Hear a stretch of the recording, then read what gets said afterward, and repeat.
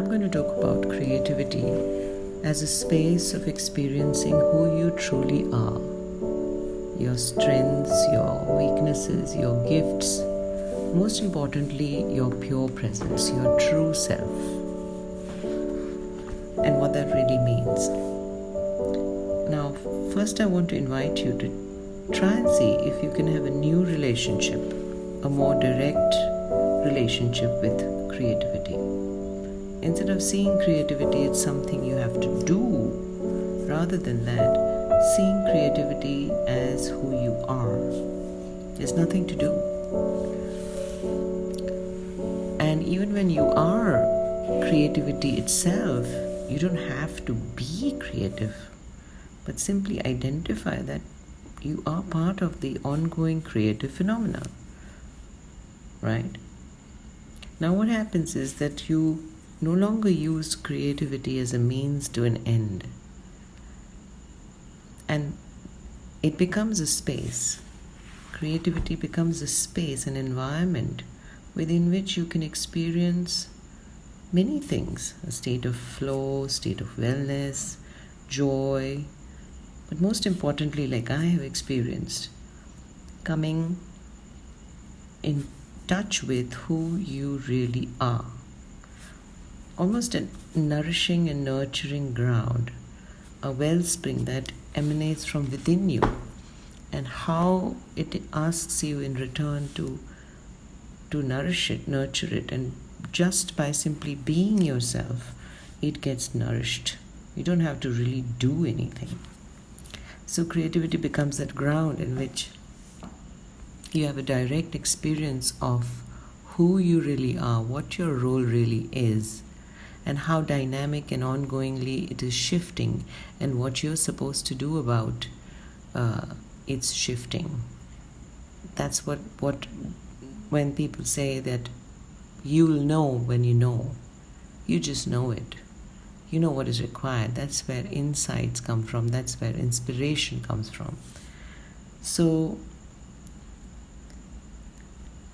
I want to invite you to simply just close your eyes or gaze at something in front of you, a soft gaze, and just relax. Just say to yourself, I'm relaxing, just for a minute. And in this minute,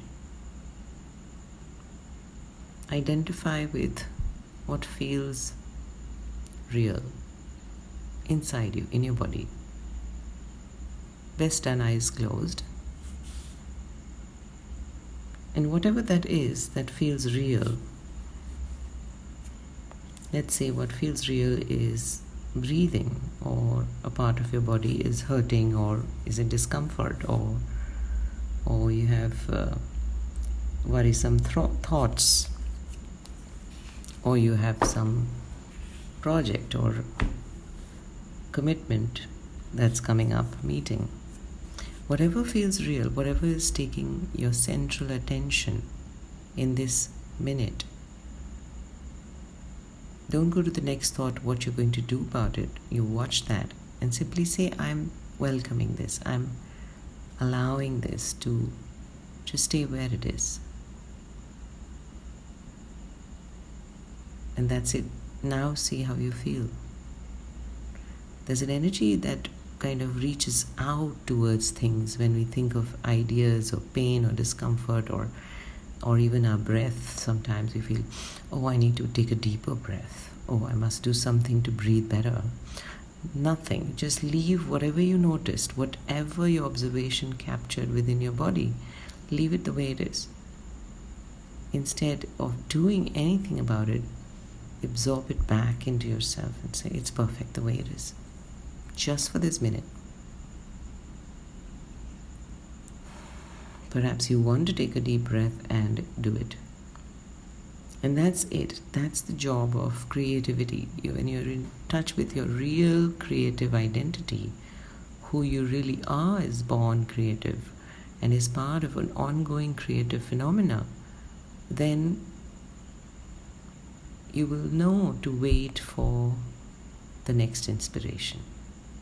Then you'll know that the mind's ideas are wonderful and you can just simply observe them. You don't have to follow each one of them. And even if you have to follow each one of them, it's okay. It need not leave you feeling exasperated, overwhelmed, worried, anxious, as it used to leave me. So now I'll tell you the story that happened in 2016 that changed everything for me. And thereafter, when I met the Course in Miracles as taught by my beloved teacher Lisa Anatoli, that rounded it all up and took it home and is keeping it home thereafter. The person I knew myself to be for over 45 years was anxious, depressed, overwhelmed, angry, intensely creative, very gifted, very compassionate, empathic, easily misunderstood, and she misunderstood many. That person just vanished in 2016 over a period of 2 months in a long experience of presence. Before I share that whole incident, I would like to continue sharing what it looks like for me today. Today, everything is there. All the triggers are there. Almost all the triggers are there. But they no longer run the show. They no longer dictate how I should behave, what I should do, what I should think. There's no fixing. There's no hankering after. There's no trying to become something else. And externally, if you see my life, it may not look much different than what it was before 2016. And yet, I and a few people who are close to me know that I'm an entirely new person now. So what happened? What happened is this very space in which I meet my creative self took me into a direct experience of who I really am. In other words, it's like you being able to see for yourself, by yourself, who you are. It's like meeting yourself completely and meeting and identifying, saying, oh, that's it. There's no part of me that I need to change. There's no part of me I want to fix. There's no part of me I don't love. And this seeing first of your own self has slowly, it begins to include others. You extend the same thing to everyone you meet, and that's brilliant. So now another thing happens is that you no longer go around the world thinking, what can I use, who can I ask, how will I fix this? So you're not looking at the world around you wondering what you need from it. Inherently,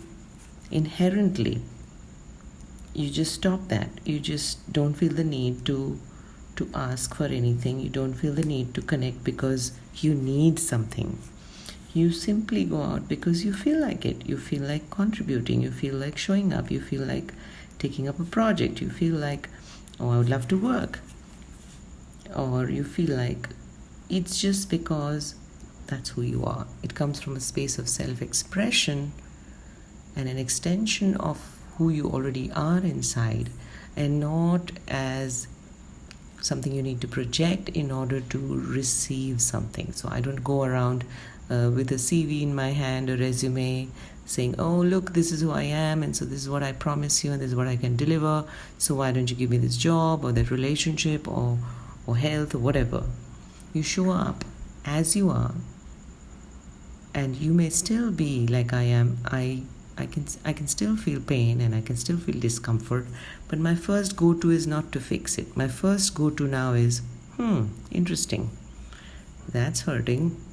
And my mind doesn't race into why it's hurting and what went wrong. Did I eat wrong, or did I sleep wrong or nothing. It just looks at it, says, interesting. Another breath comes immediately after saying, I welcome you, I love you, you're mysterious, you're curious, and that feeds my creative instinct, my being a human so much more than anything else ever could. So if you like what you've heard so far, I invite you to also visit my beloved teacher's channel, Lisa Anatoli, and subscribe and like and share and stay in this inquiry with me.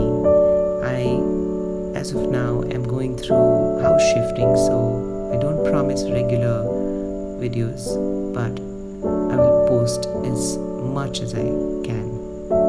And I love to post because there's a stream of insights going constantly. Everything I interact with, engage with, immediately presents me with so many insights which I would love to share, because those insights is where I feel life is really happening for me.